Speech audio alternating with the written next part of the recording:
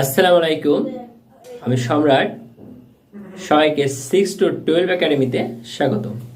Viewers, আজকে আমাদের আলোচ্য বিষয় হলো নবম ও দশম শ্রেণীর পদার্থবিজ্ঞান বইয়ের পঞ্চম অধ্যায় অর্থাৎ পদার্থের অবস্থা ও চাপ অধ্যায়টির ঘনত্ব নিয়ে আলোচনা।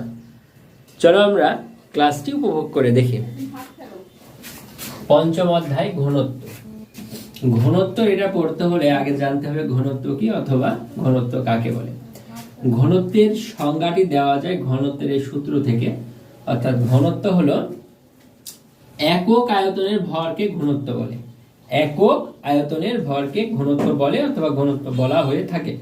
তো এখানে আমাদের রো হলো ঘনত্ব, সমান এম ভাগ ভি। এম হলো ভর আর ভি হলো আয়তন। এটি নিয়ে পরবর্তীতে আমি একটি ব্যক্তিগতভাবে অঙ্ক তৈরি করেছি উদাহরণ হিসাবে।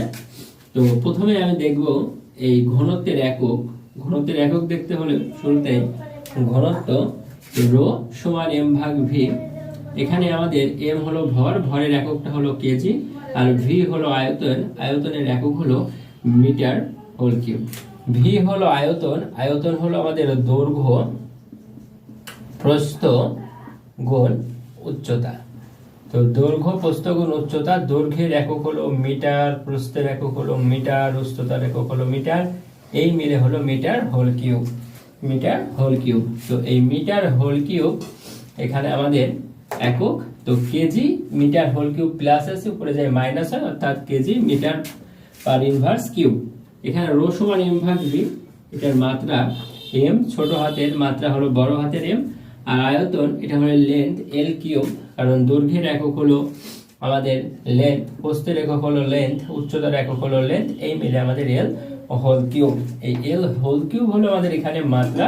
তো এখানে ফাইনালি আসছে M L inverse 3, M L inverse 3।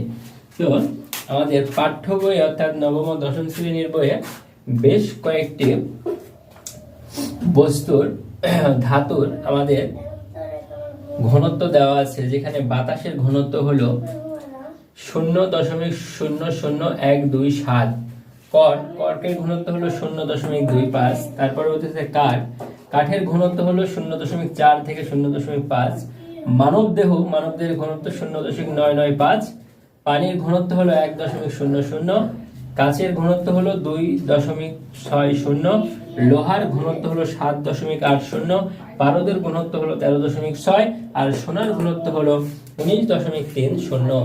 এই ঘনত্বগুলো আমাদের পাঠ্য বইয়ে দেওয়া আছে।